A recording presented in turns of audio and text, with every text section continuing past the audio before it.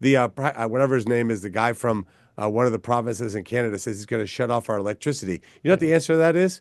We'll never ever depend on another country for energy ever again. And if that guy keeps talking like that, you know what we should do is we should make those tariffs even higher. Canada needs us dramatically more than we need Canada. You're listening to the Alec Lace Show. The future is family. All right. Joining me now, Senator Bernie Moreno. Welcome to the Alec Lace Show. Thank you for having me. It's an honor to have you here. I know my time is short. Let me get to this. You came to this country from Colombia as a kid, became a citizen. AOC just had a staffer deport to Colombia because he came here as a citizen, overstayed the visa, was here illegally, and then somehow got a job in AOC staff. So we crack down on companies for hiring illegals when we have a politician in Washington hiring illegals. So what was your take on this? Should there be any punishment for her? Yeah, you look, we have to punish the people who are encouraging illegal migration. You know, when you're a legal immigrant and you watch people who break the law get rewarded, it's infuriating. Like I had to follow a process. It's a strict process, as it should be. It is a great honor to be welcomed to the United States of America. So when you see craven politicians like AOC do these types of things, it's totally crazy, totally nuts. There's one way to come to America, the legal way. You don't come here legally, you're out.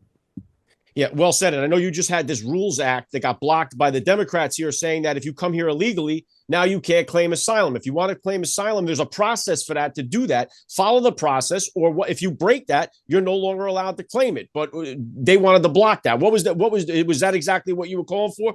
That's exactly right. So right now, you can come into this country in any means that you want. So you can cross a river, you can jump over a wall, and then you can claim asylum. And when you claim asylum, Biden was paroling people into the U.S., putting them up in luxury hotel rooms in New York, giving them food and health care. Our bill said something very simple. Look, if you want to claim asylum, which is a very specific thing, it sees that you're a refugee, you're fleeing political persecution or religious persecution. So think the Syrians, the Christians in Syria right now would be a good example. What we're saying is come to a legal port of entry, then we'll hear your claim within 180 days.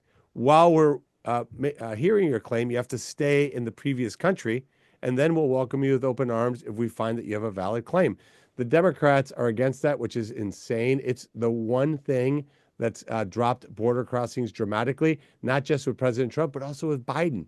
So Biden put that in as an election year stunt, lowered border crossings dramatically. Some Democrats have called to say, hey, let's make this the law of the land. Mazie Hirono yesterday on the floor just said, no, we're not going to do that. We want comprehensive immigration reform, which is code for doing nothing other than be open borders.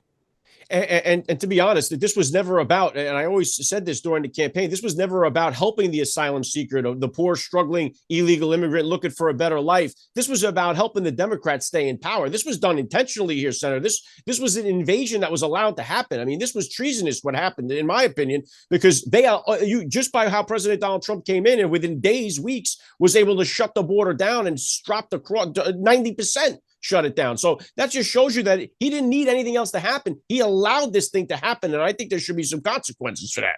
I couldn't agree with you more. Look, you and I have been talking about this for 2 years, using that word. It's an invasion. The Democrats said that's not true. We got to look at the root causes. We need 7,000 pages of legislation, et cetera, et cetera.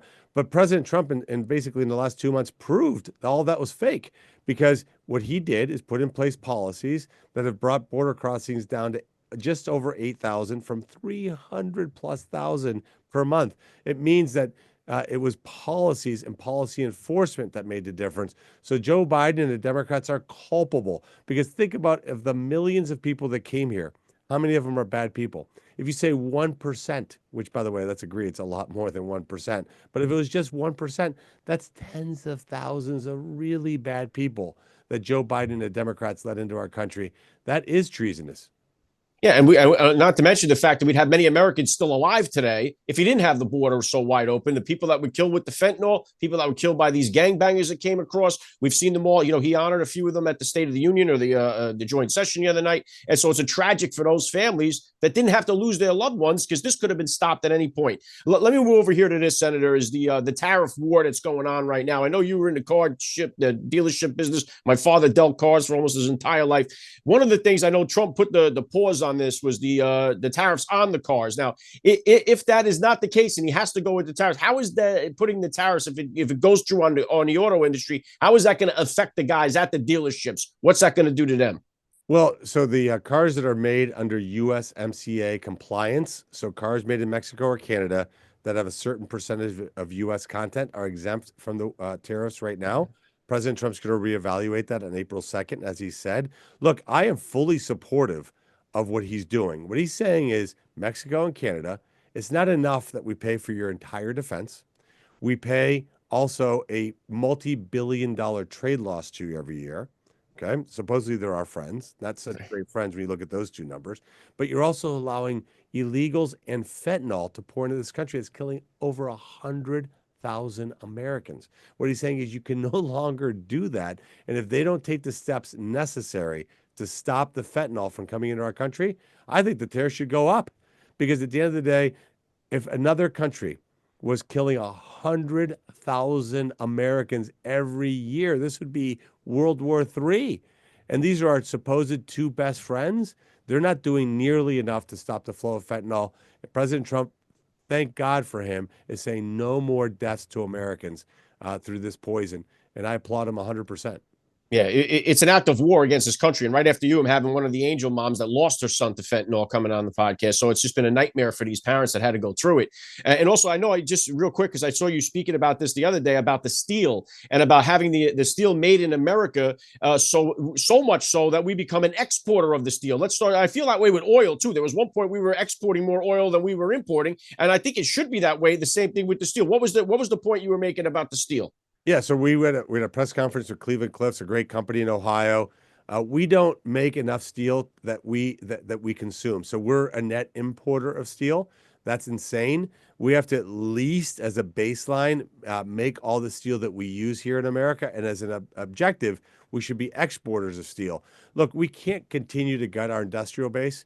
This idea that China and Canada and Mexico would make all the products that we need and we'd just be a services economy is a total disaster. It's gutted working class Americans. It's gutted cities all over Ohio. And most importantly, it's a national security threat. Like if we actually have a world conflict in which we need to make a lot of things, if we're reliant on our enemies for that, it's totally going to put us in a bad position. So President Trump's going to reindustrialize this country, make sure that he protects us, steel, semiconductor chips, personal protective equipment, pharmaceuticals. You talked about energy. Those are things that we should never be dependent on any other country. The whatever his name is, the guy from one of the provinces in Canada says he's going to shut off our electricity. You know what the answer to that is? We'll never, ever depend on another country for energy ever again. And if that guy keeps talking like that, you know what we should do is we should make those tariffs even higher. Canada needs us dramatically more than we need Canada. And that's why we love President Donald Trump, because it's like, stop letting these other countries bully us all around the world. And one of the things that's coming up now, Senator, is the spending bill. Trump is asking for time to September to get this thing through. The House may be voting on this today. You have one grandstander. We know of Thomas Massie. But it's like Trump has got he's fighting this thing on multiple fronts right now. He came into a disaster here. He's asking for time till September. Nobody wants to spend more money. And nobody's against that more than President Donald Trump. But he's asking for this time till September to get this thing, for him to be able to get the cuts that he wants, Doge to do the cuts. So what is your take on what's happening right now with the CR, with the spending bill? You know, unfortunately, social media has made some politicians want to be celebrities. Look, at the end of the day, what President Trump is asking for is totally reasonable. This is Joe Biden's budget. He inherited a disaster. They made a terrible deal by waiving the debt ceiling. So now what he's saying is, look, let's have a continuing resolution till the end of September. We'll do budget reconciliation to lower the unnecessary spending, take advantage of all the Doge fraud, waste, and abuse that we found. And let's work on a clean 2026 budget that moves this country forward, reduces government spending, makes it so we have a pro-growth policy. But we can't do that from one day to the next. So I think the strategy of showboating and saying, hey, we're going to shut down the government, it's not going to work. It'll just make us look like idiots, and we're going to lose the next election, rightfully so. So as Republicans, let's get our crap together, make sure we all vote for this thing, get it across the finish line, and then let's shift our attention to budget reconciliation and a 26 budget. Yeah, and now the Democrats who spent hours telling you why they should never shut the government down are now saying we should shut the government down. So total hypocrisy. Last thing is, I know I got to get you out of here. I know you have a bill to ban foreign flags on Capitol grounds. I love this idea, Senator, because whether it's waving Ukraine, waving Israel, the only flag that should be in that Capitol is the United States of America, the American flag. Is this bill going to go past? Is this bill going to get through? I'm going to put it into reconciliation because it'll also save us money. Look, at the end of the day, name one other foreign capital center of government that doesn't have their flag exclusively. For example, in the British Parliament, are they waving American flags inside the Parliament building? In Ukraine, they should.